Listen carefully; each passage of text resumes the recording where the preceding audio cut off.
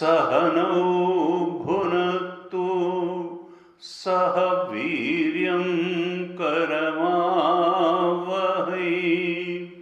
तेजस्विनावधीतमस्तु मा विद्विषावहै।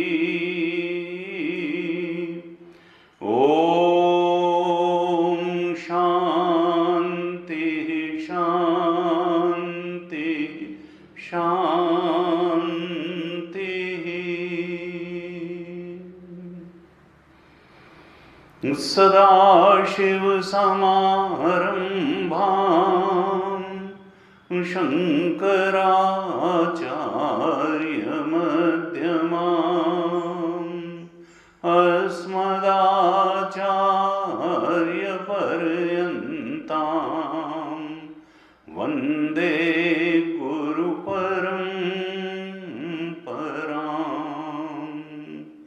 अज्ञानतिमिरान्धस्य ज्ञानाञ्जनशलाकया चक्षुरुन्मीलितं येन तस्मै श्री गुरवे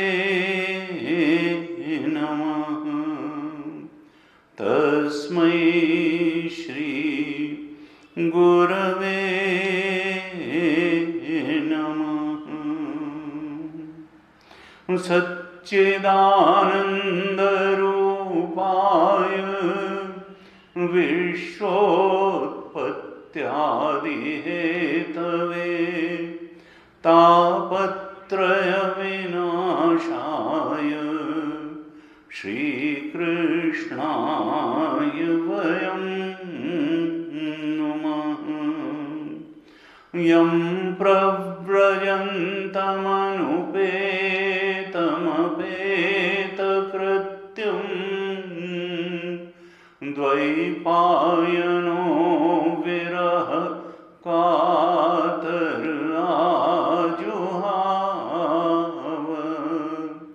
पुत्रेति तन्मयतया तरवोऽभिनेदुः तं सर्वभूतहृदयं मुनिमानतोऽस्मि। तं सर्वभूतहृदयं मुनिमानतोऽस्मि।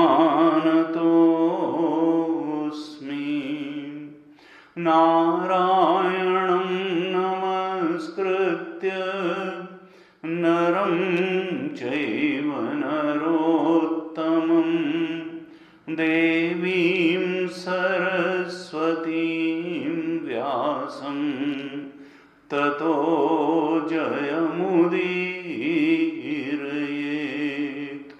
कृष्णाय वासुदेवाय हरये परमात्मने प्रणतक्लेशनाशाय गोविन्दाय नमो नमः।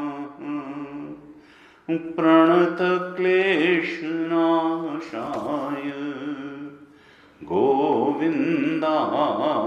नमो नमः। ओम। श्रीमद् भागवत महापुराण के प्रथम स्कंद पर हम थोड़ा सा मनन चिंतन कर रहे थे, चर्चा कर रहे थे। हमने 13 अध्यायों पर भागवत महापुराण के प्रथम स्कंद के 13 अध्यायों तक चर्चा की थी। आज 14वें अध्याय और उसके आगे थोड़ा हम देखेंगे कि किस प्रकार से इस भागवत महापुराण का संदेश है, किस प्रकार से कथा आगे चलती है और उपदेश भी आगे चलता है। क्योंकि हम मुख्य रूप से जो साधना पर बातें हैं उन्हीं पर ज़्यादा चर्चा करेंगे, जिससे अंतःकरण में भक्ति बढ़ती हो, जिससे परमात्मा की समझ बढ़ती हो, अपनी संसार की भी समझ बढ़ती हो, जीवन की दृष्टि सत्य के निकट आती हो, हम धारणाओं में जीवित रहने से ऊपर उठते उठते सत्य में जीवित रहने का अभ्यास बना लें। धारणाग्रस्त जीवन अध्यास का जीवन होता है और अध्यास ही सर्व अनर्थ का हेतु होता है। जीवन से अनर्थ विदा हो जाए, अध्यास की दृष्टि विदा हो जाए, धारणाओं में न जिंदा रहें बल्कि सत्य दृष्टि हो जाए और सत्य में जीवित रहें, इसके लिए भागवत महापुराण के जो उपदेश हैं उनको ठीक प्रकार से समझ करके और उन पर चिंतन मनन बहुत आवश्यक है। इसलिए जो भागवत जी का उपदेशात्मक पक्ष है, जिससे हृदय में भक्ति बढ़ती हो परम सत्य के बारे में, सत्यम परम धीमहि पहले ही कहा भगवान ने, भगवान वेदव्यास ने मंगलाचरण में ही कहा कि हम उस परम सत्य का ध्यान करते हैं और उसके ध्यान करने में जो जो सहायक बातें हैं वही कल्याणकारी हैं और उन पर हम विशेष रूप से विचार करेंगे भागवत जी पर चर्चा करते हुए। कथानक भी हम देखेंगे, लेकिन हमारा मुख्य उद्देश्य कथानक देखना नहीं होगा। मुख्य उद्देश्य उस सत्य दृष्टि को धारण करना होगा और धारणाओं से ऊपर उठना होगा। 13वें अध्याय तक महाभारत युद्ध के बाद किस प्रकार से युधिष्ठिर राज कार्य करने लगे, धृतराष्ट्र और गांधारी उनके साथ ही रहते थे। रोज युधिष्ठिर उनका आशीर्वाद लेने, उनका चरण स्पर्श करने उनके महल में जाते थे। और इसी बीच महाभारत युद्ध के बाद विदुर जी वापस आ गए, जो तीर्थाटन पर निकल गए थे दुर्योधन द्वारा अपमानित होकर के, और उनके निकाले जाने को धृतराष्ट्र ने भी मौन स्वीकृति दे दी थी। इसलिए उन्होंने कहा, अपना धनुष बाण रख दिया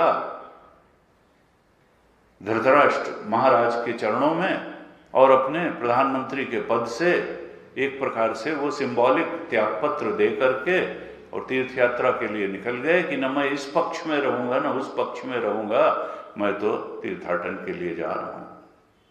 महाभारत का युद्ध समाप्त होने के बाद वो आ गए और युधिष्ठिर ने उनका बहुत सम्मान किया और फिर भी उनकी साधुता यही थी कि उन्होंने प्रेरित किया धृतराष्ट्र और गांधारी को कि अब निकल जाओ, अब इस शरीर में को बनाए रखने से तुम्हारा कोई स्वार्थ सिद्ध होने वाला नहीं है।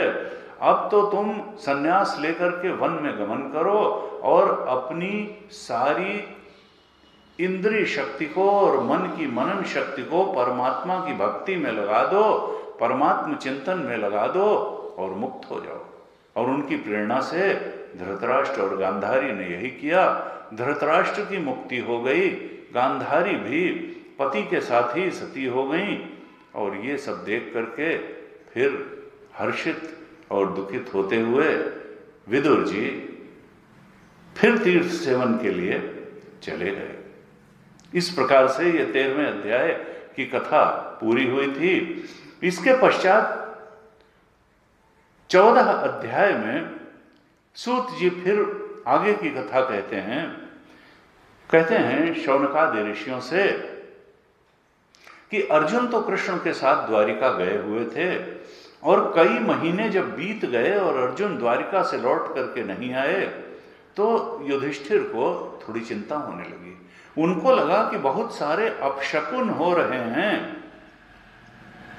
उनको ऐसा लगा कि लोग बड़े 14वें अध्याय के 3 श्लोक में क्या अपशकुन युधिष्ठिर को दिखाई देने लगे, उनका थोड़ा वर्णन है। पापी असीम नृणाम वार्ताम क्रोध लोभ अनृत आत्मनाम। लोग कैसे हो गए हैं? लोग असत्य को धारण करने वाले हो गए हैं, पाप कर्म करने वाले हो गए हैं लोग। पापी असीम नृणाम, पाप कर्म करने लगे हैं और पाप पूर्ण व्यापार भी करने लगे हैं। पापी असीम वार्ताम, वो क्या पाप हो गया? ये सब कलयुग के पाप दिखाई देने लगे थे कि ईश्वर के नाम का उपयोग धन पाने और धन की रक्षा करने के लिए करने लगे। ईश्वर के नाम पर दान करने के बजाय ईश्वर से धन प्राप्ति की आकांक्षा, धन की प्राप्ति से ईश्वर का भी उपयोग करने लगे। भगवान की प्रसन्नता के लिए नहीं, दूसरों को दबाने के लिए धर्म करने लगे। मित्रता में भी शठता आ गई, भाई भाई में भी झगड़े होने लगे, पति पत्नी में झगड़े होने लगे। ऐसा जो है पापपूर्ण व्यवहार और व्यापार, ये युधिष्ठिर को अपशकुन बहुत सारे दिखाई देने लगे। पापी असीम नृणाम वार्ताम क्रोध लोभ अमृत आत्मनाम। लोग क्रोधी हो गए, लोभी हो गए, झूठ बोलने लगे, उनका जीवन असत्य परायण होने लगा। जिह्म प्रायम व्यव्रतम शाठ्य मिश्रम च सौहृदम पितृमातृ सुहृद भातृ दंपति नाम च कलकनम। जिह्म प्रायम व्यव्रतम, उनका सारा व्यवहार कैसा था? जिह्म यानी कपट से भरा हुआ व्यवहार करने लगे, शठता से भरा हुआ व्यवहार करने लगे, मित्रता में भी छल करने लगे। पितृ मातृ सुहृद भ्रातृ, माता पिता में झगड़ा होने लगा, सगे संबंधियों में झगड़ा होने लगा, भाई भाई में झगड़ा होने लगा, दंपत्ति नाम पति पत्नी में झगड़ा होने लगा। इस प्रकार से कलिकाल आ जाने से लोगों का स्वभाव पापपूर्ण हो गया। ये सब देख करके युधिष्ठिर थोड़े विचलित हो गए। अर्जुन तो द्वारिका गए हुए थे, भीमसेन उनके पास थे। युधिष्ठिर ने अपने भाई भीमसेन से कहा कि देखो भीमसेन, 7 महीने हो गए हैं लेकिन तुम्हारे छोटे भाई अर्जुन अब तक द्वारिका से लौटे नहीं हैं। मैं नहीं समझ पा रहा हूं कि उनके न लौटने का क्या कारण हो सकता है। और अत्यंत अपशकुनों को देख करके उन्होंने कहा, भीमसेन मुझे ये लगता है कि कहीं भगवान कृष्ण ने अपना इस लीला विग्रह का संवरण तो नहीं कर दिया। भगवान कृष्ण इस धराधाम को छोड़ करके अपने गोलोक धाम तो नहीं चले गए। अपशकुनों का आगे वर्णन करते हुए युधिष्ठिर कहते हैं, भीमसेन मेरी बाईं जांघ, बाईं आंख और बाईं भुजा बार बार धड़क रही है। मेरा हृदय जोर जोर से धड़क रहा है, अवश्य ही कोई अनिष्ट होने वाला है। ये हमारे यहाँ शास्त्रों में कई बार आता है कि कुछ अपशकुन होते हैं बाहर और शुभ शगुन भी होते हैं। अपशकुन भी होते हैं, शुभ शगुन भी होते हैं। सीता जी ने जब वर्ण किया मन ही मन राम जी का, तो आता है वाम अंग फरकन लगे। उनके बाएं, कहते हैं कि महिलाओं के बाएं अंग का फड़कना शुभ है और पुरुषों के दाहिने अंग का फड़कना शुभ है, लेकिन पुरुषों के बाएं अंग का फड़कना अशुभ है। इसीलिए यहाँ पर युधिष्ठिर कहते हैं, मेरी बाईं जांघ, बाईं आंख, बाईं भुजा बार बार फटक रही है, हृदय जोर जोर से धड़क रहा है, कोई अनिष्ट होने वाला है। और फिर पशुओं के भी अपशकुनों का यहाँ वर्णन है। कहते हैं जो सियारिन है वो उदय होते हुए सूर्य की ओर मुंह करके रो रही है। ये जो कुत्ता है ये बिल्कुल निर्भय सा हो करके मेरी तरफ देख करके चिल्ला रहा है। जो गौ आदि अच्छे पशु हैं वो मुझे बाएं करके निकल जाते हैं, और जो गधे आदि बुरे पशु हैं वो मुझे अपने दाहिने करके आगे बढ़ जाते हैं। ये उल्लू और कौवा ये रात में बोल रहे हैं, कर्कश ध्वनि निकाल रहे हैं और ये मेरे मन को कपा दे रहे हैं। ऐसा लगता है कि कोई बहुत बड़ा अनिष्ट होने वाला है। भागवत जी में इस प्रकार से थोड़ा अपशकुन का भी वर्णन होना चाहिए। संत लोग कहते हैं कि अपशकुन अगर दिखाई भी दे, होने भी लगे, तो हमको अपने मन को मलिन नहीं करना चाहिए, शोकग्रस्त नहीं होना चाहिए। अपशकुनों को देख करके न अपने आप से न दूसरे से कोई नाराजगी व्यक्त करनी चाहिए, बल्कि सावधान होना चाहिए और प्रभु का भजन बढ़ा देना चाहिए। इतना कहत छींक भई बाएं। जब भरत जी सेना लेकर के राम जी को मनाने के लिए अयोध्या से चित्रकूट की तरफ बढ़े, तो रास्ते में इलाहाबाद के प्रयागराज के थोड़ा पहले श्रृंगबेरपुर आता है, लगभग 20 किलोमीटर पहले। वहां पर निषाद राज के पास राम जी ने भी रात्रि बिताई थी और वहीं लक्ष्मण जी ने निषाद राज को जो उपदेश किया था वो रामचरितमानस में लक्ष्मण गीता के नाम से प्रसिद्ध है। तो निषाद राज और उसके जो भी टोली के लोग थे, सारे मल्लाह, केवट, निषाद, उन्होंने देखा कि ये चतुरंगणी सेना लेकर के भरत जी आ रहे हैं। को लगा कि ये सेना लेकर के क्या वहीं पर राम जी के से युद्ध करके और सदा के लिए अपना राज्य निष्कंटक कर देना चाहते हैं। इस प्रकार से वार्ता हो रही थी। उन्होंने कहा हम आगे नहीं जाने देंगे। सारे निषाद अपने अस्त्र शस्त्र ले करके तैयार हो गए। वो इतना कहत छींक भई बाएं। ये सब वार्ता हो ही रही थी कि बाईं तरफ छींक हो गई, तो कोई एक वृद्ध था, उसने कहा देखो बाईं तरफ छींक हुई है, ये शुभ शगुन है, तुम ये मत मानो कि ये भरत राम से युद्ध करने जा रहे हैं, थोड़ा देख लो। सहसा कर पाछे पछताही। जो अचानक निर्णय ले करके कोई काम कर बैठता है बिना सोचे विचारे, उसको बाद में पछताना पड़ता है। इसलिए पहले पूरी परिस्थिति का आकलन कर लो, देख लो कि ये किस लिए जा रहे हैं, और उसके बाद में फिर युद्ध आदि का निर्णय लेना। वहां भी कहा कि एक शुभ शगुन हुआ, बाईं तरफ छींक हुई और उससे लोगों का मन बदल गया और बाद में उनको लगा कि भरत तो स्वयं राम जी को वापस लाने जा रहे हैं। इस प्रकार से ये युधिष्ठिर को अपशकुन दिखाई दिए और वो कहते हैं कि मुझे लगता है कि देवताओं की मूर्तियां रो रही हैं, उनमें से पसीना चूने लगता है, वो हिलती डुलती हैं। रामचरितमानस में उल्लेख आता है कि विनय प्रेम बस भई भवानी। राम जी को देख करके जब सीता जी ने मन ही मन वरण कर लिया, तब यही मुझे पति के रूप में प्राप्त हो, ऐसा वरदान मांगा। पार्वती जी को पूजन के लिए गई थी, देवी पूजन के लिए गई थी, देवी से वरदान मांगा। और तब वहां उल्लेख है, तुलसीदास जी लिखते हैं कि खसी माल मूर्ति मुस्कानी। माला उतर करके गिर पड़ी सीता जी की गोद में, मानो आशीर्वाद मिल गया और ऐसा लगा उनको कि मूर्ति मुस्कुरा रही है। खसी माल मूर्ति मुस्कानी, अर्थात मूर्ति भी मुस्कुराती है, माला भी गिर पड़ती है। तो यह शुभ शगुन था। और कहते हैं आकाशवाणी, जाकर जा पर सत्य स्नेहु, सोते ही मिले न कछुदन। जिसका सत्य स्नेह होता है अपने लक्ष्य में, वो सांसारिक हो या आध्यात्मिक, भगवत प्राप्ति का हो या संसार में कोई पद पदवी प्राप्ति का, जाकर सत्य स्नेहु।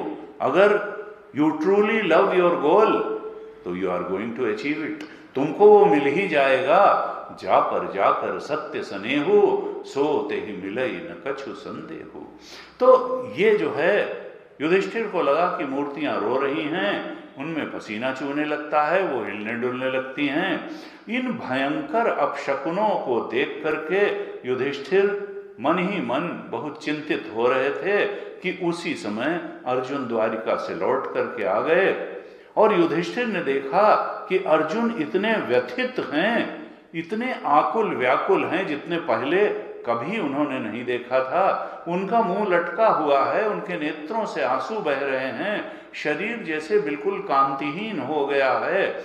और वो आकर के सीधे युधिष्ठिर के चरणों में लेट गए।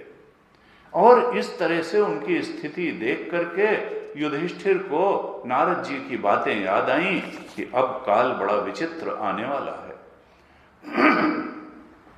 अर्जुन की ऐसी दशा देख करके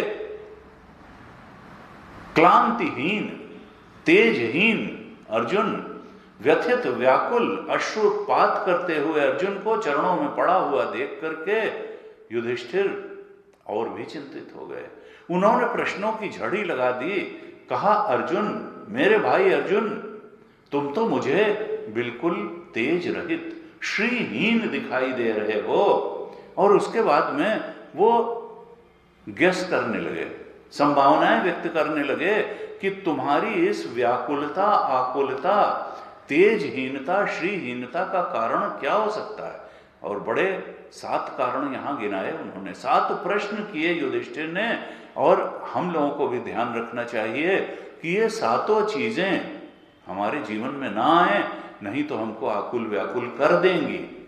हमको इन 7 बातों से अपने को बचा करके रखना चाहिए कि ऐसी हमारे सामने स्थिति परिस्थिति ना आए। भरसक हम इसको टालने का प्रयास करें, और न टले तो फिर भगवान के चरण पकड़ करके उसको शांति से सहन करें।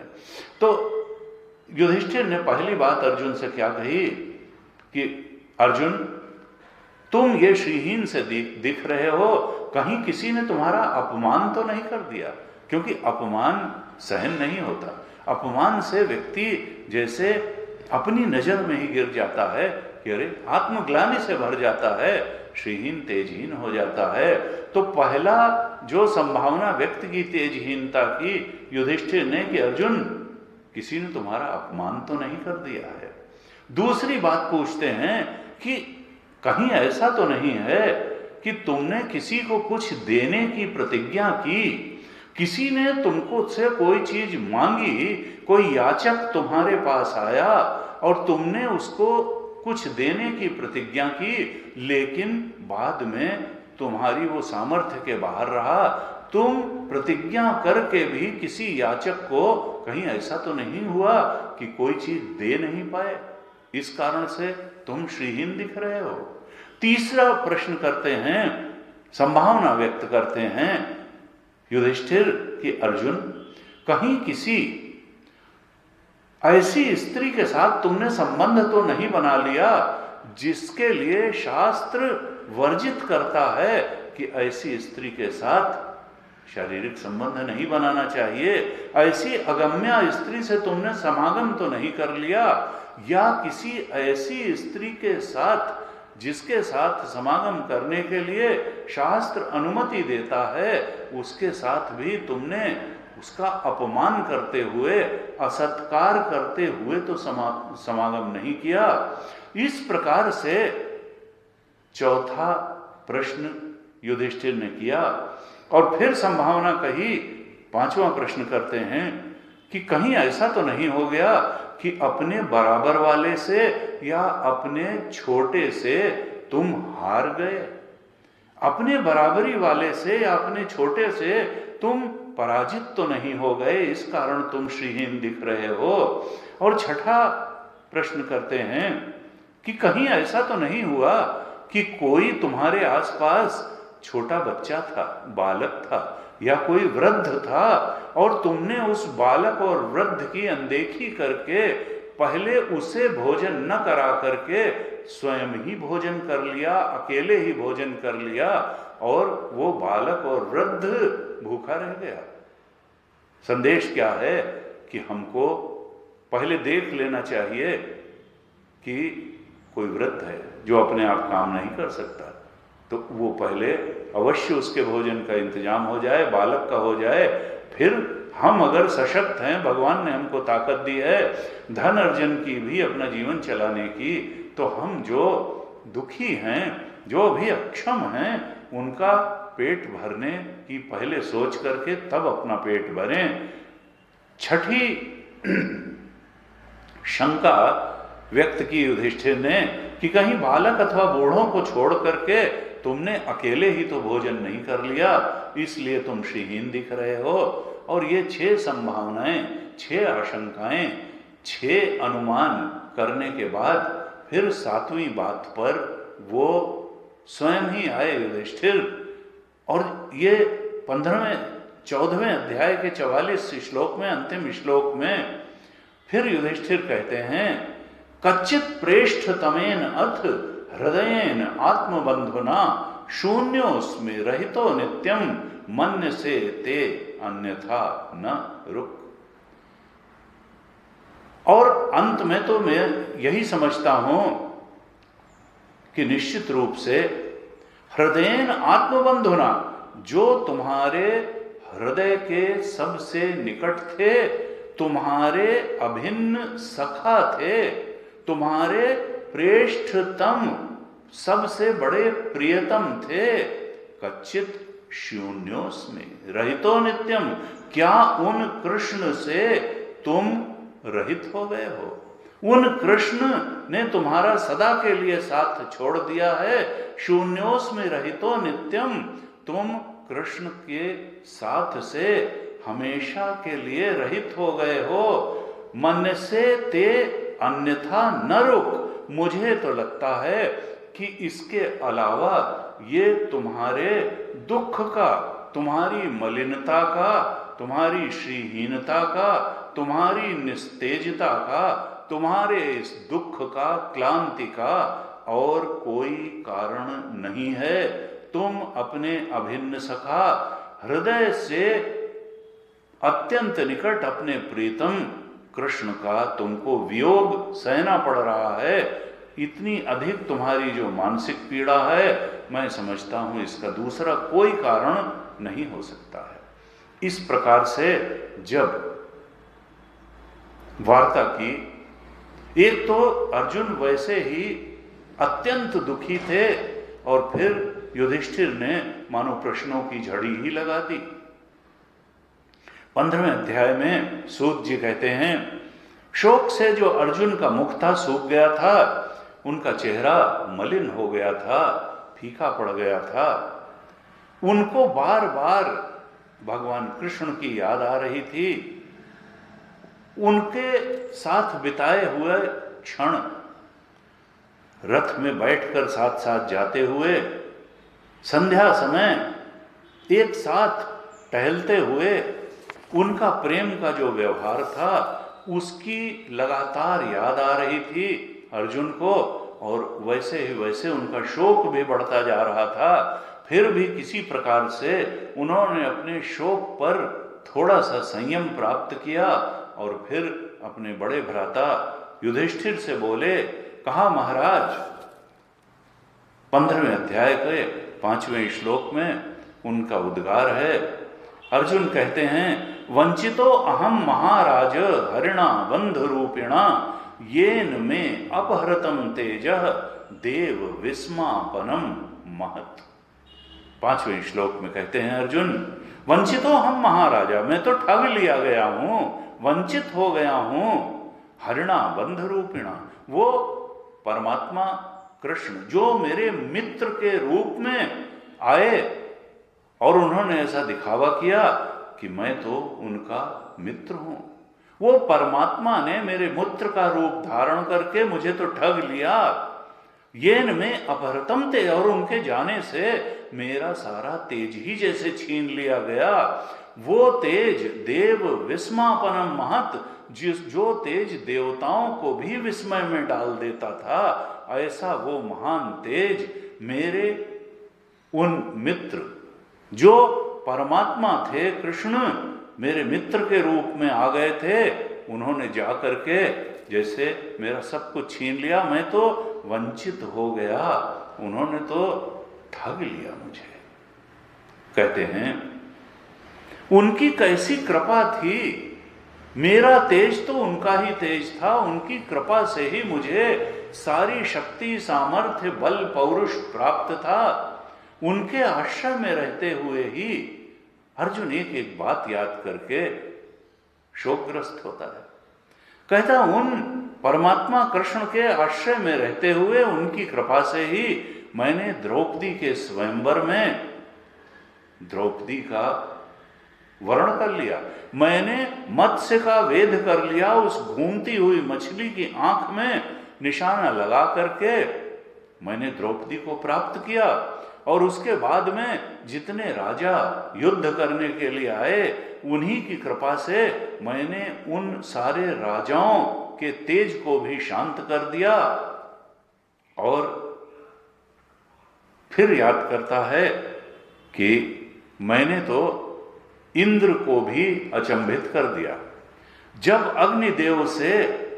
अग्निदेव ने मुझसे तृप्ति के लिए खांडव वन दहन करने के लिए कहा और ये इंद्र को अच्छा नहीं लगा, उसने कहा मैं तो वर्षा करके अग्नि को शांत कर दूंगा। तब मैंने पूरे खांडव वन को बाणों से ढक दिया और इंद्र उस अग्नि को वर्षा करके बुझा नहीं पाए। इस तरह से मैंने इंद्र को भी अचंभित कर दिया था। क्या इंद्र को अचंभित करने के लिए जो मेरा बल था वो मेरा था? याद करते हैं कि नहीं, वो तो कृष्ण के आश्रय का ही फल था कि मैंने अग्नि को तृप्ति के लिए खांडव वन का दान किया और वहीं मैं दानों की रक्षा करके मैंने वह सभा प्राप्त की जहां जल थल और थल जल दिखता था। भीमसेन ने उन्हीं की शक्ति से जरासंध के अभिमान का नाश किया, उसका वध कर दिया। और द्रौपदी ने जब भरी सभा में कौरवों ने द्रौपदी को अपमानित किया तो द्रौपदी ने पुकारा भगवान कृष्ण को और उन्होंने जड़ का अवतार ले लिया। चेतन अवतार तो बहुत हुए, वहां वस्त्रावतार हो गया भगवान का। और दुशासन साड़ी खींचते खींचते थक करके गिर पड़ा, लेकिन वस्त्र का अंत नहीं हुआ। भगवान तो अनंत हैं, वस्त्र के रूप में आएंगे तब भी अनंत हो जाएंगे। और उसी समय रोती द्रौपदी की भक्ति देख करके उन्होंने सांत्वना दी और उन्होंने ऐसी स्थिति पैदा कर दी कि जिन दुष्ट कौरवों ने द्रौपदी का अपमान करने का प्रयास किया था, उनकी धूर्त स्त्रियों ने उन सब का संहार करा दिया परमात्मा कृष्ण ने, और उनकी स्त्रियों को स्वयं ही अपने केश खोल देने पड़े। वे विधवा हो गईं, ऐसी दशा उनकी हो गई। फिर याद करते हैं कि एक समय ऐसा भी आया कि महर्षि दुर्वासा ने हमको बहुत संकट में डाल दिया था और उस समय भी परमात्मा कृष्ण ने ही हमारी रक्षा की थी। कथा बड़ी प्रसिद्ध है कि एक बार दुर्योधन ने दुर्वासा ऋषि की बहुत सेवा की और दुर्वासा ऋषि इतने प्रसन्न हुए कि उन्होंने दुर्योधन से वर मांगने के लिए कहा। अब दुर्योधन तो कुचाली था, कपटी था। उस समय पांडव वनवास में थे। उसको लगा कि ये दुर्वासा ऋषि, इनका शाप तो अमोघ है, इनकी आदर सत्कार में अगर जरा भी कमी रह गई तो ये तो पांडवों को शाप देकर के नष्ट कर देंगे। उसने कहा, भगवान ऋषिवर ब्राह्मण, हमारे कुल में युधिष्ठिर सबसे बड़े हैं और इस समय वो वनवास कर रहे हैं। आप उनके यहाँ भी जा करके उनका आतिथ्य अवश्य स्वीकार करें, लेकिन उनके यहाँ आप तब जाएं जब द्रौपदी और वो सब भोजन कर चुके हों, जिससे उन्हें भूख का कष्ट न उठाना पड़े। अब द्रौपदी के पास एक ऐसा पात्र था, सूर्य का दिया हुआ ऐसा पात्र था कि जब तक द्रौपदी उसमें भोजन नहीं कर लेती थी तब तक तो वो अक्षय प्राप्त पात्र था, उसका भोजन समाप्त ही नहीं होता था। लेकिन द्रौपदी के भोजन कर लेने के बाद फिर वो पात्र, उसमें भोजन नहीं बचता था और उसी के सहारे तो वनवास काट रहे थे। दुर्योधन ने जब ऐसी विनती की तो उसके दिए हुए वर को पूरा करने के लिए एक दिन दोपहर के बाद जब सब भोजन कर चुके थे, दुर्वासा ऋषि युधिष्ठिर के यहाँ पहुंचे और कहा, राजन, हम अपने शिष्यों के साथ, और 10,000 उनके शिष्य थे, मैं अपने शिष्यों के साथ स्नान करके आता हूं, तुम भोजन तैयार कराओ, हम लोग लौट करके तुम्हारा आतिथ्य ग्रहण करेंगे, भोजन करेंगे। अब द्रौपदी को बड़ी चिंता हुई कि कैसे ऋषि और उनके शिष्यों को भोजन कराया जाए, और तब द्रौपदी ने भगवान कृष्ण को याद किया। कृष्ण आए और कहा, कृष्ण, भगवान उस द्रौपदी को कृष्ण कहते थे, आज बड़ी भूख लगी है, कुछ खाने को दे दो। अब द्रौपदी को लगा कि एक तो 10,000 शिष्य ले करके दुर्वासा है खाने के लिए, अब ये कृष्ण भी आ गए और आज ही खाने की ही तो समस्या है और इनको भी आज ही भूख लगी है।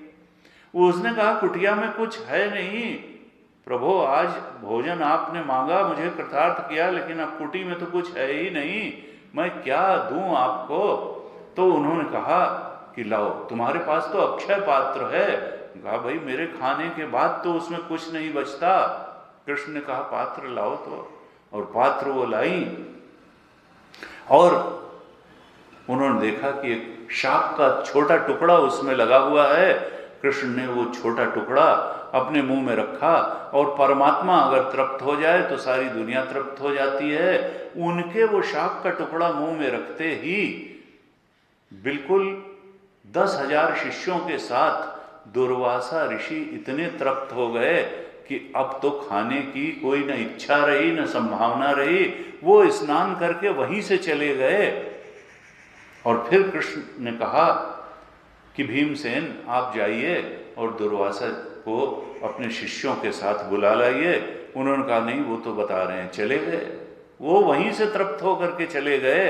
ऐसी भगवान की महिमा। दुर्वासा के शाप से अर्जुन याद करते हैं कि कृष्ण ने ही हम लोगों को बचाया था।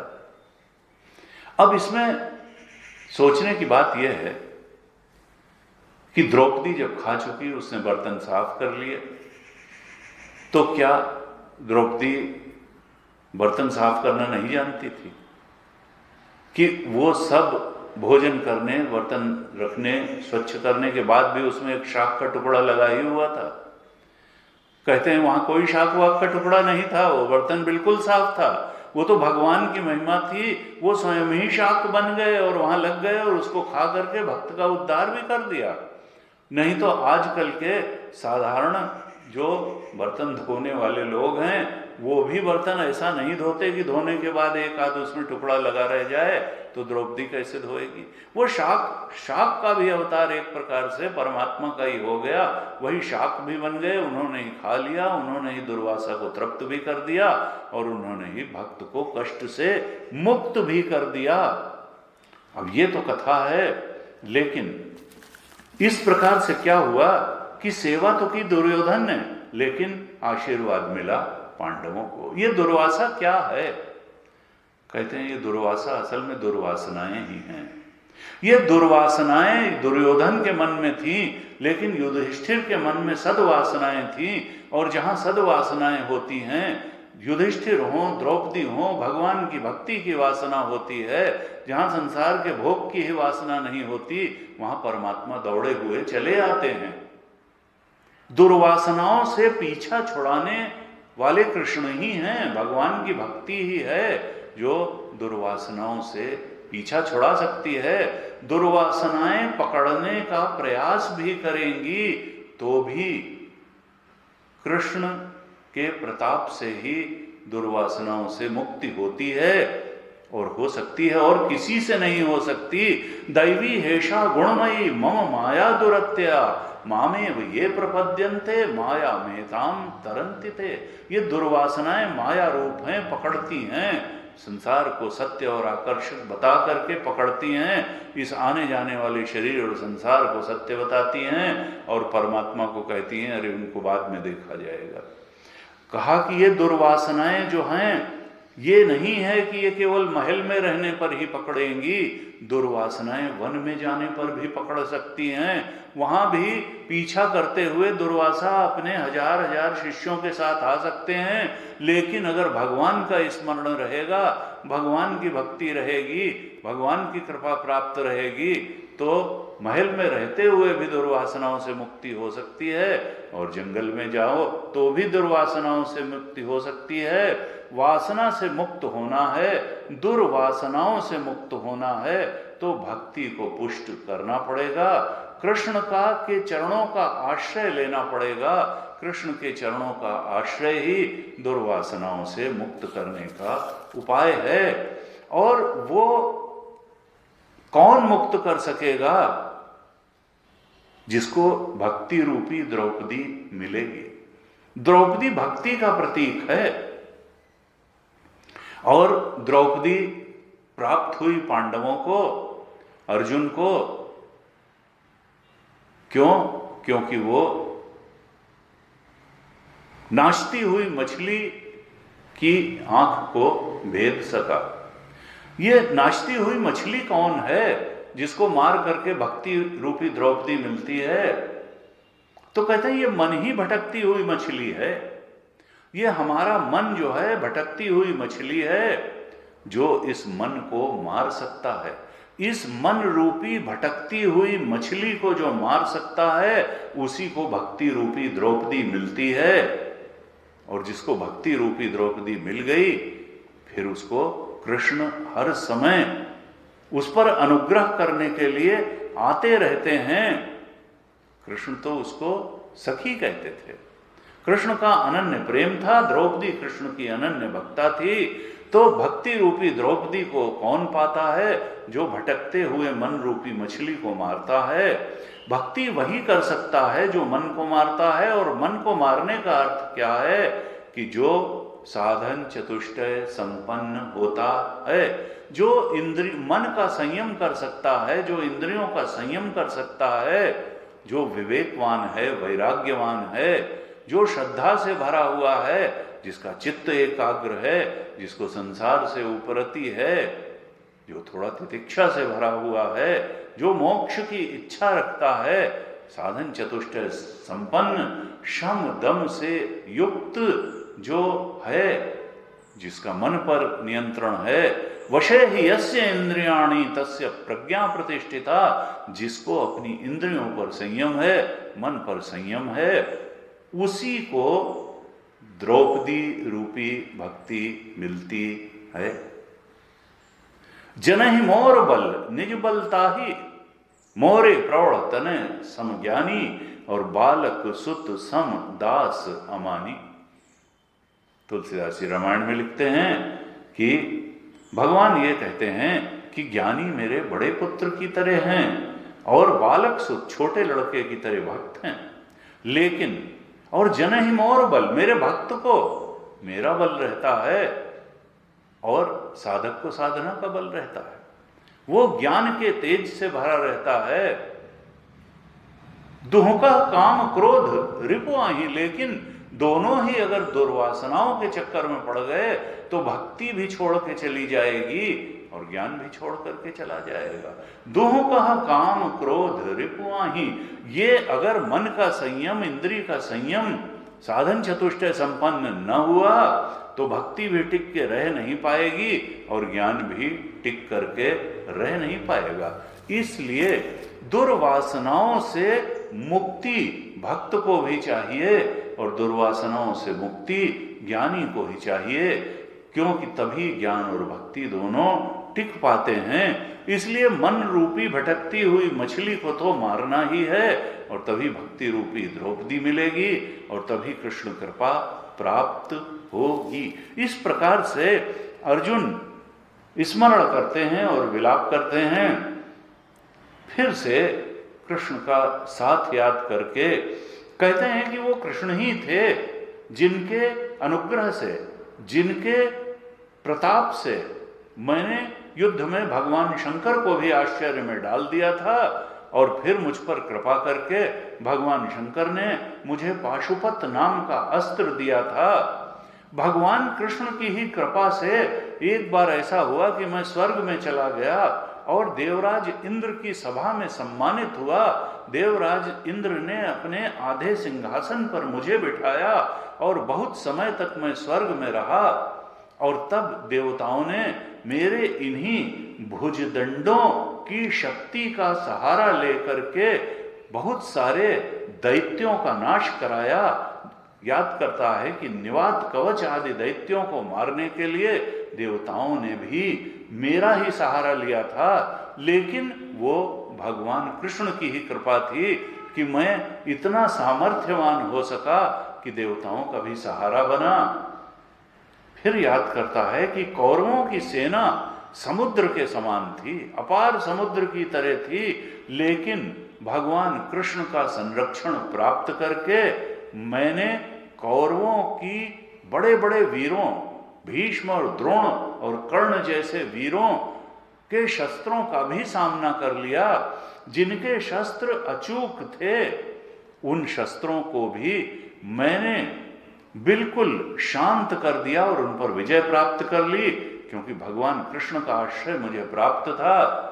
वो याद करता है कि जब अज्ञातवास में राजा विराट के यहां मैं था और कौरवों ने राजा विराट की गौओं का हरण कर लिया था, तब मैंने अकेले ही शमी वृक्ष से अपने सारे अस्त्र शस्त्र उतार करके गांडीव की टंकार से पूरे युद्ध क्षेत्र को गुजा दिया था और अकेले ही सारे कौरवों की सेना पर मैं भारी पड़ा था और विराट के गोधन को उन कौरवों से मैंने छुड़ा लिया था।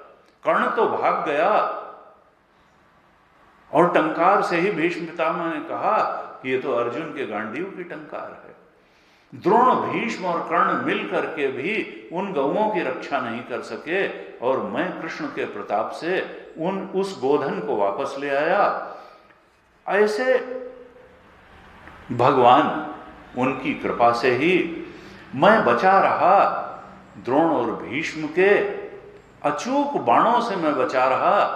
याद करता है कैसे, जैसे प्रहलाद हिरण्यकश्यप के भेजे हुए तमाम दैत्यों अस्त्र शस्त्रों से भगवान की कृपा से प्रहलाद बचा रहा था, वैसे ही मैं भी कौरवों के शस्त्रास्त्रों से बचा रहा।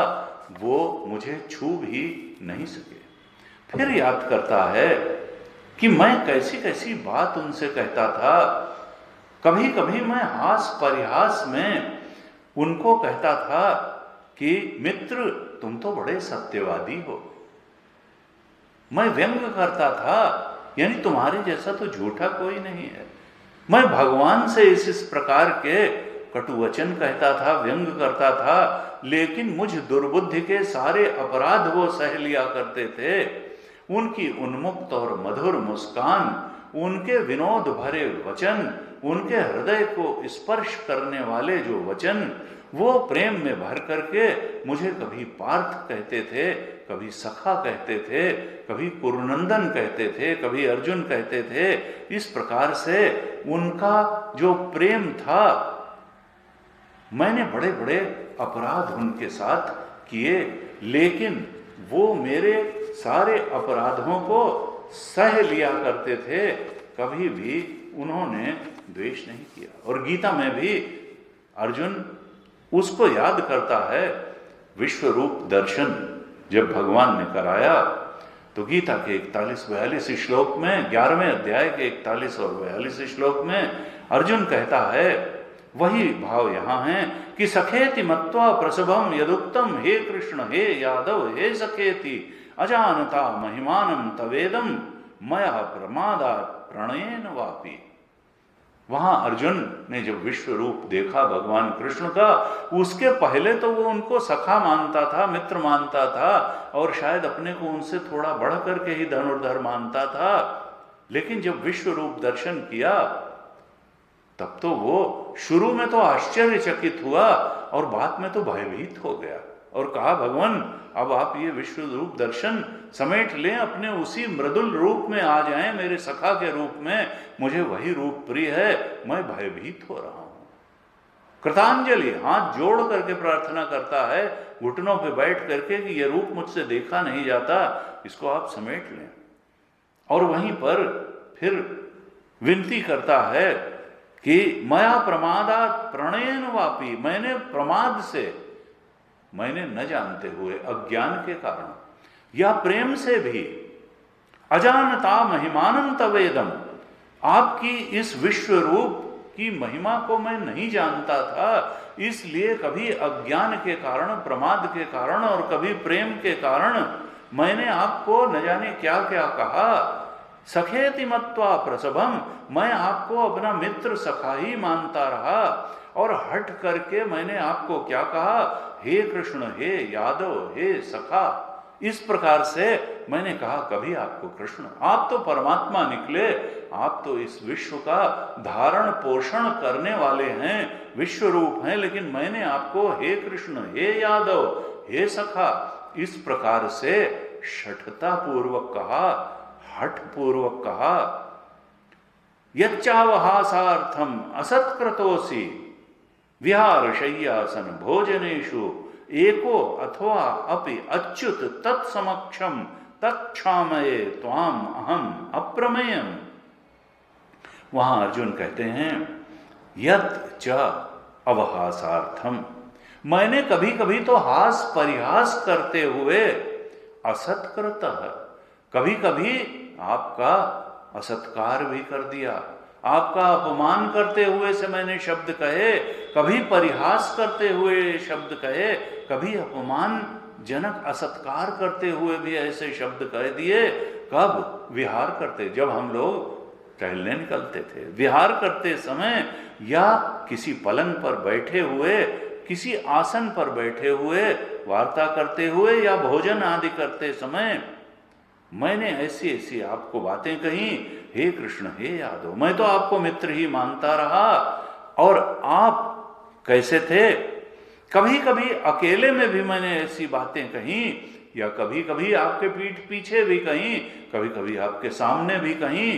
कहता है तत्क्षामये त्वाम अहम अप्रमेयम, आप तो प्रमाणातीत अप्रमेय परमेश्वर निकले, विश्वरूप दर्शन आपने मुझे कराया, आप तो प्रमाण रहित परमेश्वर हैं। और फिर प्रेम के कारण कहता है तत्क्षामये त्वाम, आपसे मैं अपने उन सब अपराधों को क्षमा कराता हूं।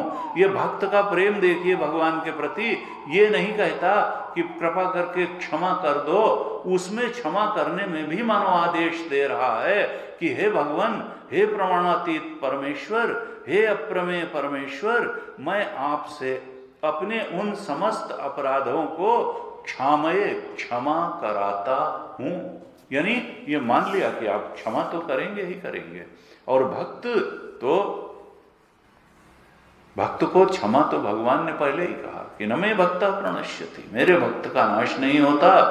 इस प्रकार से अर्जुन याद करता है और फिर युधिष्ठिर से कहता है तद्वै धनु, 21वें श्लोक में, 15वें अध्याय के 21वें श्लोक में कहता है तद्वै धनु त ईश्वः स रथो हयाते। राजन, ये मेरा वही गांडीव है, तद्वै धनु त ईश्वः, मेरे वही बाण हैं, सरथ, वही रथ है मेरा जिससे मैंने कौरवों को परास्त कर दिया था।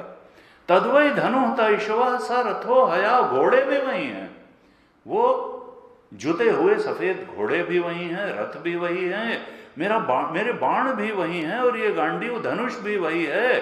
और सो अहम रथी, वो उस रथ पर सवारी करने वाला रथी अर्जुन भी मैं वही हूं। कौन? नृप तयोः यत आनमन्ति, जिसको राजा लोग झुक झुक करके नमस्कार करते थे, जिसकी शक्ति का लोहा मानते थे, जिसको प्रणाम करते थे, वो क्या हो गया?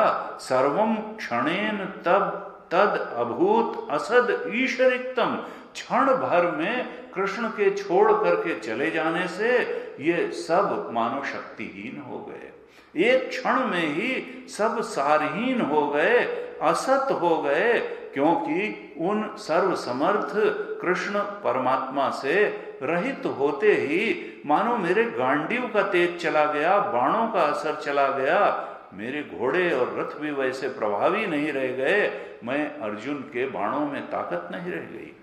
भस्मन हुतम, कैसे 3 दृष्टांत बड़े सुंदर दिए 21वें श्लोक में। किस प्रकार से मेरा गांडीव, मेरे बाण, मेरे रथ, मेरे घोड़े और मैं स्वयं शक्तिहीन हो गया हूं उन परमात्मा के चले जाने से। भस्मन हुतम, जैसे राख में दी हुई आहुति व्यर्थ हो जाती है, जैसे कुहुकराद्धम, जैसे कपट पूर्वक की गई सेवा व्यर्थ हो जाती है। एक न एक दिन कपट खुल जाएगा और तब सेवक दंड का ही पात्र होगा, निकाला जाएगा। कुहकराद्धमिव, कपट पूर्वक की हुई सेवा जैसे व्यर्थ हो जाती है। भस्मन हुतम, राख में दी हुई आहुति जैसे नष्ट हो जाती है, वो समिधा ही नष्ट हो गई।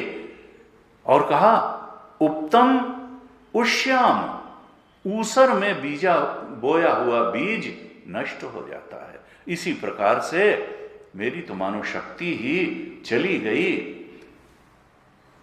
कृष्ण के बारे में स्मरण करते हुए आगे युधिष्ठिर से अर्जुन कहते हैं कि राजन, जितने द्वारिकावासी थे वो ब्राह्मणों के शाप से ग्रस्त हो गए।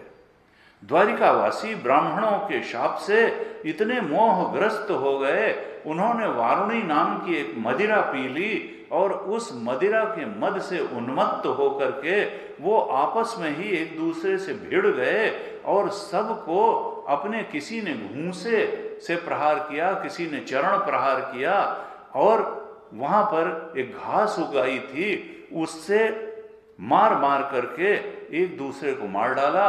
अब वहां केवल 4-5 लोग ही बचे हैं।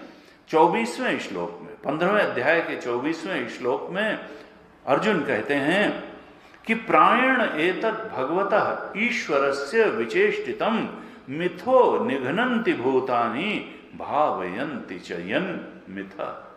प्रायण एतत् भगवतः ईश्वरस्य, ये ईश्वर की क्रीड़ा ही है। ईश्वरस्य विचेष्टितम, ये ईश्वर की विशेष चेष्टा है, विशेष क्रीड़ा है कि प्रायः ऐसा होता है कि मिथा निघ्नन्ति भूतानि, लोग एक दूसरे से झगड़ा करते हैं, एक दूसरे को मारने को तैयार हो जाते हैं और एक दूसरे को मार भी डालते हैं। कौन लोग? भावयन्ति च यन्मिथा, जो एक समय एक दूसरे की रक्षा करने के लिए लगे हुए थे।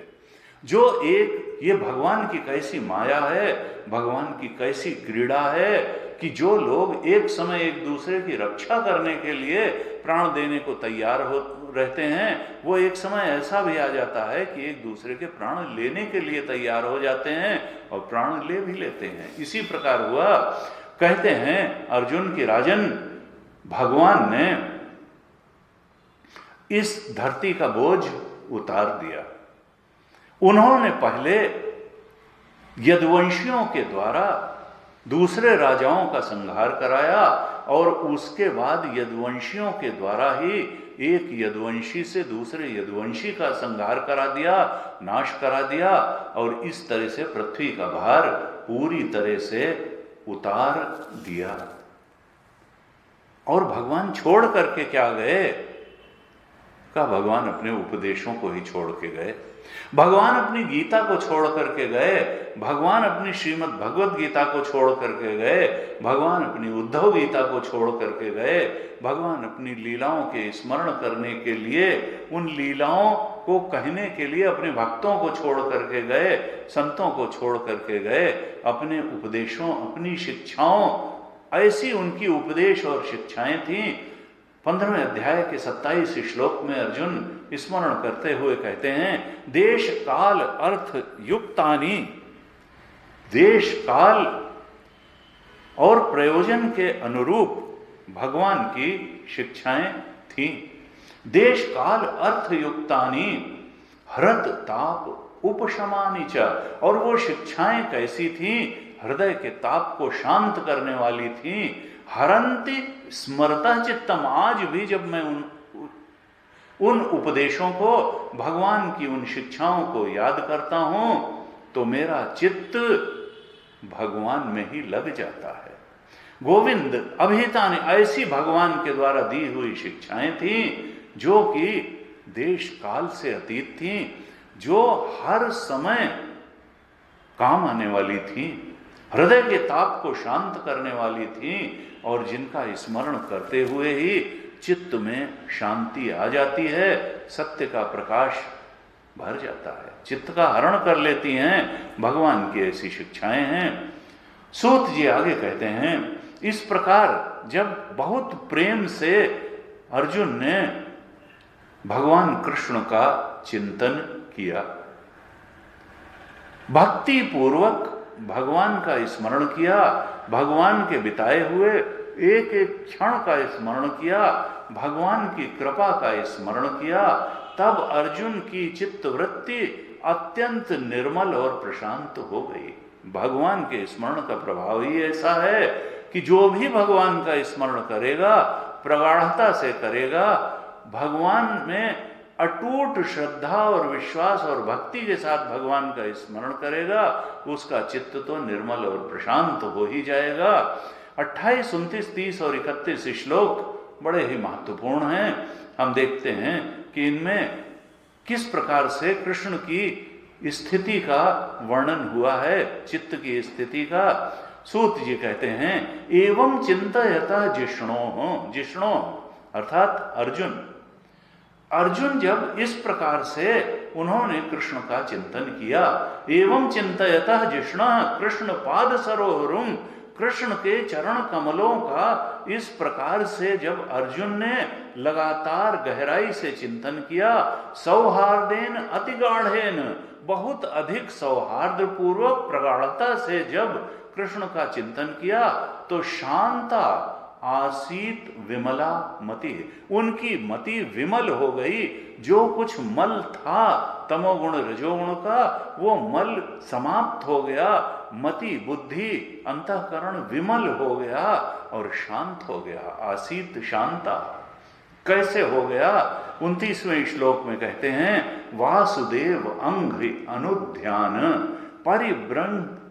परिब्रंहित रंगसा, परिब्रंहित वो युक्त हो गया, अत्यंत वेग से, रंगसा अत्यंत वेग से युक्त हो गया। कैसे? वासुदेव अंघ्रि अनुध्यान, जब वासुदेव परमात्मा कृष्ण के चरणों का बार बार ध्यान किया।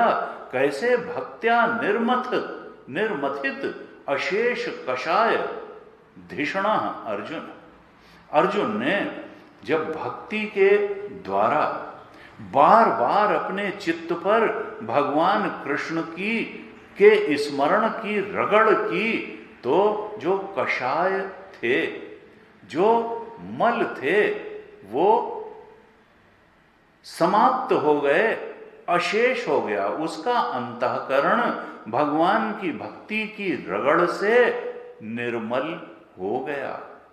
धिषणा, उसकी बुद्धि मल रहित हो गई, कषाय से रहित हो गई, शुद्ध पवित्र निर्मल हो गई। और ऐसी निर्मल शुद्ध पवित्र बुद्धि का प्रभाव फिर क्या हुआ? तो वो शुभ फल बताते हैं भगवत स्मरण का 30वें श्लोक में कि गीतम भगवता ज्ञानम यत यत संग्राम मूर्धनि काल कर्म तमो रुद्धम पुनः अध्यगत विभु।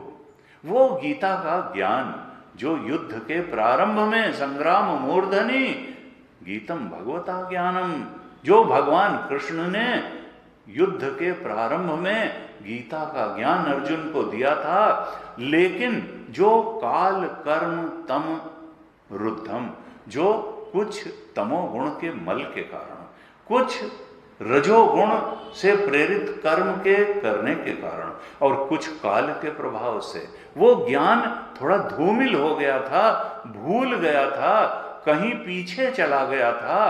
काल कर्म और तम से अवरुद्ध हो करके जो ज्ञान था लेकिन दब गया था, प्रकाशित नहीं रह गया था, पुनः अध्यमगत, वो पूरी तरह से जागृत हो गया ज्ञान अर्जुन के चित्त में।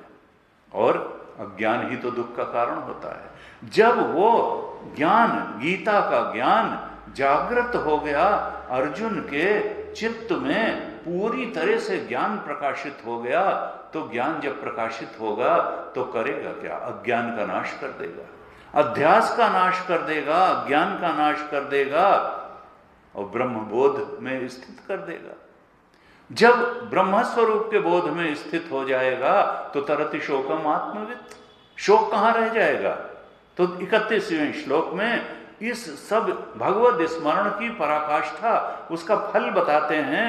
सूत जी कहते हैं विशोको ब्रह्म संपत्त्या, ब्रह्म बोध की संपत्ति प्राप्त करके अर्जुन विशोक हो गया, शोक रहित हो गया। संचिन्न द्वैत संशय, सारे द्वैत के उसके संशय समाप्त हो गए।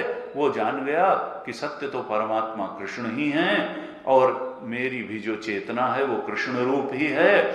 वो इस चेतन को ब्रह्म रूप जान गया। भगवान की भक्ति और गहरे स्मरण के कारण, चित्त अत्यंत पवित्र हो जाने के कारण वो ब्रह्म संपत्ति से युक्त होकर के द्वैत के संशय से निवृत्त हो गया और विशोक हो गया।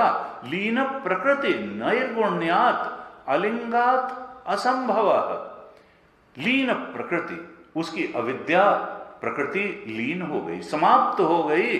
ब्रह्म बोध से उसकी अविद्या लीन हो गई, प्रकृति लीन हो गई और नैर्गुण्यात्, वो गुणातीत हो गया। अब न सतोगुण सता रहा, न रजोगुण न तमोगुण, वो त्रिगुणातीत अपने आत्म स्वरूप, आत्मा के ब्रह्म स्वरूप में स्थित हो गया। अविद्या लीन हो गई, लीन प्रकृति हो गया, नैर्गुण्यात् हो गया, गुणातीत हो गया। अलिंगत्वात्, वो उसका कारण शरीर उसका भंग हो गया। वो लिंग शरीर, सूक्ष्म शरीर भंग हो गया, कारण शरीर अविद्या रूप कारण शरीर भंग हो गया। असंभव कैसे हुआ? वो असंभव, ये प्राप्त करने के बाद क्या हुआ? अब बाद में इस भव सागर में उसको नहीं आना है, यानी असंभव। वो जन्म मृत्यु के चक्कर से छूट गया, जन्म मरण के कुचक्र से वो छूट गया। ये 31वां श्लोक फलश्रुति का है। विशोको ब्रह्म संपत्त्या संचिन्न द्वैत संशय लीन प्रकृति नैर्गुण्यात् अलिंगत्वात् असंभव। ऐसा गहरे स्मरण का, भगवान के वियोग में उसको वो मिल गया, भगवान के स्मरण में वो मिल गया जो भगवान के साथ रहते हुए नहीं पा पाया। ये भगवान की भक्ति का प्रताप है। संदेश क्या है कि हमको भी ये नहीं मानना चाहिए कि भगवान चले गए हैं।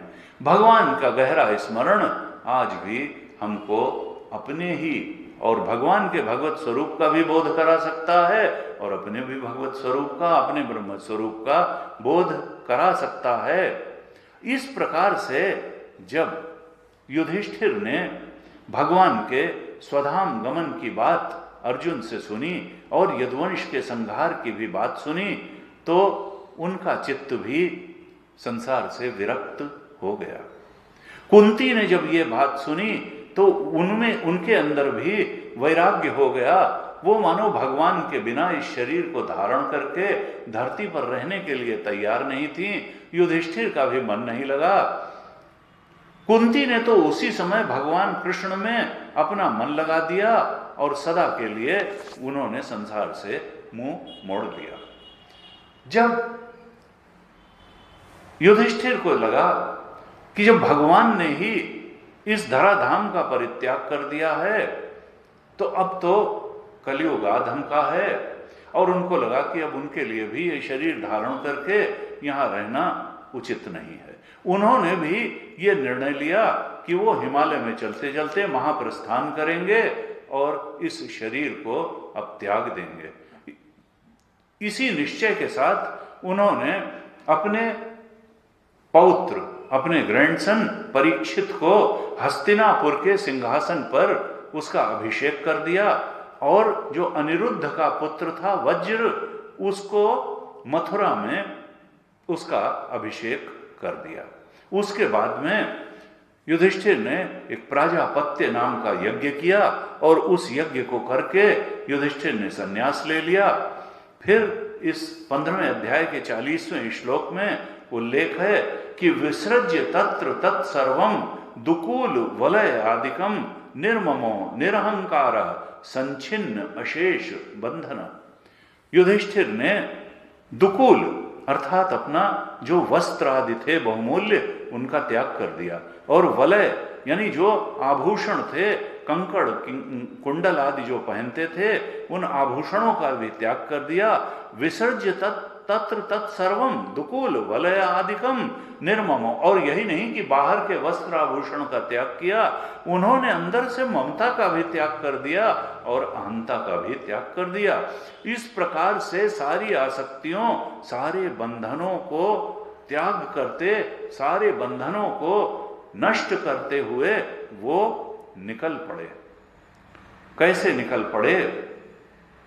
43 श्लोक में सूत जी कहते हैं, चीरवासा नेहाहारो। जब उन्होंने महल का त्याग कर दिया तो अब वो बहुत चीथड़े जैसे ही पहने थे। चीरवासा, चीर वस्त्र ही पहने थे और बहुत भोजन की आसक्ति का त्याग, निराहार, अन्न जल का भी त्याग कर दिया।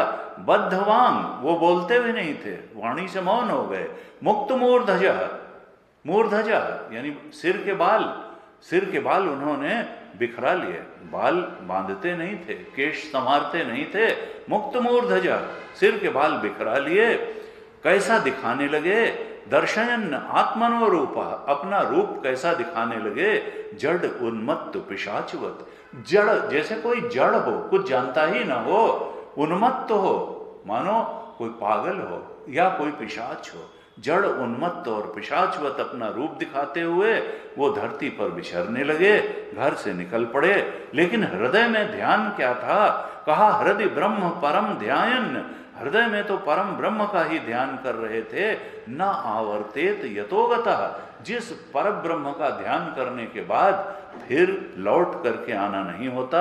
इस प्रकार से 44 श्लोक में कहा, जब युधिष्ठिर इस प्रकार से निकल पड़े तो उनके भाइयों ने, भीमसेन, अर्जुन, नकुल, सहदेव आदि ने देखा कि हमारे बड़े भाई इस प्रकार से जब निकल पड़े हैं तो वो भी अपने बड़े भाई के पीछे पीछे निकल पड़े। उन सब ने भगवान कृष्ण के चरणों को अपने हृदय में धारण कर लिया। पांडवों के हृदय में भगवान कृष्ण के चरण धारण करने से ऐसा गहरा भक्ति भाव उमड़ आया कि उनकी बुद्धि सर्वदा शुद्ध हो गई। अनन्य भाव से भगवान परमात्मा कृष्ण में स्थित हो गई। 16वें अध्याय के 47-48 श्लोक में इस दशा का वर्णन करते हुए सूत जी कहते हैं, तद ध्यान उद्रिक्तया भक्त्या विशुद्ध धिषणा परे तस्मिन् नारायण पदे एकांत मतय गतिम। तद ध्यान उद्रिक्तया भक्त्या, उन परमात्मा कृष्ण के ध्यान से, उद्रिक्तया भक्ता, बढ़ी हुई भक्ति के द्वारा, विशुद्ध धिषणा, धिषणा का अर्थ है बुद्धि, विशुद्ध बुद्धि वाले, सब कुछ के जो परे हैं नारायण, उन नारायण के चरणों में एकांत मतयो गति हुई, उनकी अनन्य गति हो गई। भगवान के चरणों का ध्यान करने से, गाढ़ी प्रगाढ़ भक्ति पूर्वक भगवान के चरणों का ध्यान करने से व्यवसायत्मिका बुद्धि हो गई, एकांत मतया हो गई। अनन्य भाव से भक्ति करते हुए उनकी चित्तवृत्ति भगवान कृष्ण में ही स्थित हो गई।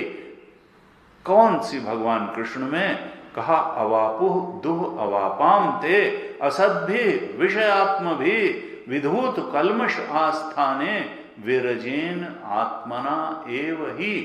ते असद्भि विषयात्म भी, कहते हैं जो असंयमी हैं, असद्भि हैं और विषयात्म भी, जिनका चित्त विषयों में ही लगा हुआ है। जो असद्भि हैं, जो असंयमी हैं, जो विषयों में ही लगे हुए हैं, अवापाम ते, दुह अवापाम ते, उनको ये वाली गति जिसको पांडव लोग प्राप्त हो गए, ये गति असंयमी और विषयों में जिनका चित्त लगा हुआ है उनको नहीं मिलती है। दुहापाम, उनको बड़ी कष्ट से मिलती है वह गति जो पांडवों को प्राप्त हो गई। नारायण के पद में एकांत मति लग जाना ये विशुद्ध बुद्धि के लिए ही संभव है कि जो सब कुछ के परे ब्रह्म तत्व है उसमें भक्ति पूर्वक प्रेम पूर्वक ये चित्त लग जाए। ये गति विषयी और संयमी लोगों के लिए बहुत कष्ट साध्य है। विधूत कलमश आस्थाने विरजेन आत्मना एव ही, लेकिन ये कैसे मिलती है? जब यह चित्त विधूत कलमश मलिनता से रहित हो जाता है, कलमश रहित हो जाता है, विरज हो जाता है, निर्मल हो जाता है, तब यह गति अपने आप मिल जाती है। अर्थात हम अपने जीवन को सात्विक बनाएं जैसे पांडवों ने बनाया। हम अपने मन को उतनी प्रगाढ़ता के साथ भगवान की भक्ति में लगाएं जैसे पांडवों ने लगाया। हम संसार के विरह से, संसार की उपलब्धियों के विरह से तो दुखी होते हैं, भगवान के विरह से दुखी नहीं होते। भगवान के विरह से भी हमको उतना दुखी हो जाएं जितना अर्जुन हो गया तो अभी और यहीं हमको भी ब्रह्म स्वरूप का दर्शन हो सकता है, ब्रह्म बोध हो सकता है। यही शायद इस प्रकरण का संदेश है। जब इस प्रकार से देखा कि सब पांडव लोग गए और कहते हैं कि युधिष्ठिर तो सशरीर स्वर्ग गए, सदेह ही धाम को गए, लेकिन बाकी जो पांडव थे उन्होंने देह त्याग किया। और उधर जब विदुर जी प्रभास क्षेत्र में पहुंचे तो उन्होंने भी प्रभास क्षेत्र में अपने देह का त्याग कर दिया। द्रौपदी ने जब देखा कि पांडव लोग बिल्कुल निरपेक्ष हो गए हैं, उनको भगवत प्राप्ति भगवान के चरणों के अतिरिक्त और किसी बात का ध्यान नहीं है, तो वो भी अनन्य प्रेम से भगवान कृष्ण का ही चिंतन करते हुए द्रौपदी भी भगवान कृष्ण को ही प्राप्त हो गई। यहाँ फलश्रुति बताई है कि जो पांडवों के महाप्रयाण की इस कथा को श्रद्धा से सुनता है वो निश्चय पूर्वक निश्चय ही भगवान की भक्ति और मोक्ष को प्राप्त कर लेता है। ऐसे जो है ये भगवान के स्मरण का प्रताप प्रभाव ये कथा हमको बताती है। आज यहीं तक रखते हैं। अंत में फिर उन परमात्मा कृष्ण से प्रार्थना है कि हम सब पर कृपा करें कि हम कामनाओं से मुक्त होकर के आत्मबोध के अपने लक्ष्य की ओर बहुत शीघ्रता से आगे बढ़ें। सबका बहुत बहुत धन्यवाद। ओम पूर्णमदः पूर्णमिदं पूर्णात् पूर्णमुदच्यते पूर्णस्य पूर्णमादाय पूर्णमेवावशिष्यते। ओम शांति शांति शांति।